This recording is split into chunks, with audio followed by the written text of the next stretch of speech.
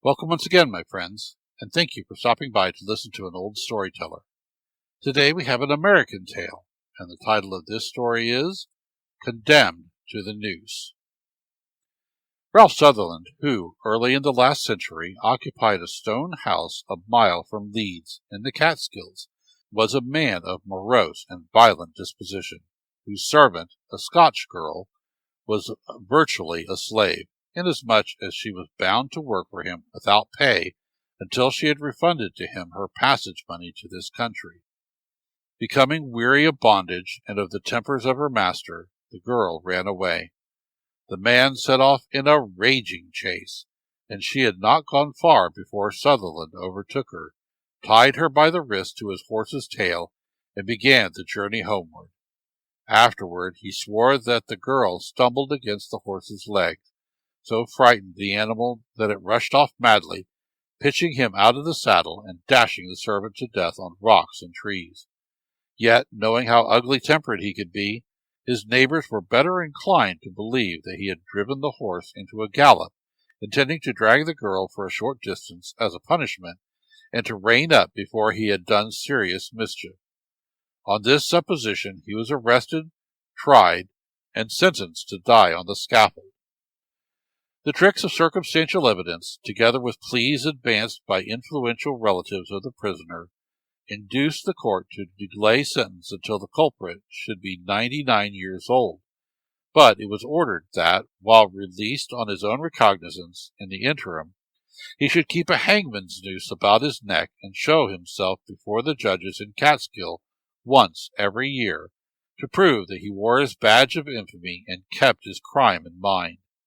The sentence he obeyed, and there were people living recently who claimed to remember him as he went about with a silken cord knotted at his throat. He was always alone. He seldom spoke. His rough, imperious manner had departed. Only when children asked him what the rope was for were his lips seen to quiver, and then he would hurry away. After dark his house was avoided, for gossip said that a shrieking woman passed it nightly, tied to the tail of a giant horse with fiery eyes and smoking nostrils.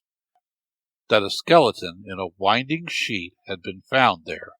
That a curious thing, somewhat like a woman, had been known to sit on his garden wall, with light shining from her fingertips, uttering unearthly laughter.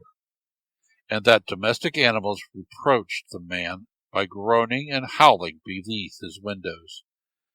These beliefs he knew, yet he neither grieved nor scorned nor answered when he was told of them.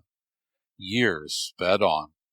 Every year deepened his reserve and loneliness, and some began to whisper that he would take his own way out of the world, though others answered that men who were born to be hanged would never be drowned. But a new republic was created, new laws were made, new judges sat to minister them. So, on Ralph Sutherland's 99th birthday anniversary, there were none who would accuse him or execute sentence. He lived yet another year, dying in 1801. But was it from habit, or was it in self-punishment and remorse, that he never took off the cord? For, when he drew his last breath, though it was in his own house, his throat was still encircled by the hangman's rope. Thank you once again for listening to this story. If you enjoyed this story, please press that like button. Also, please help an old storyteller out by subscribing to my channel. The next story will be posted in a few days, so until then, may your story continue to be a good one.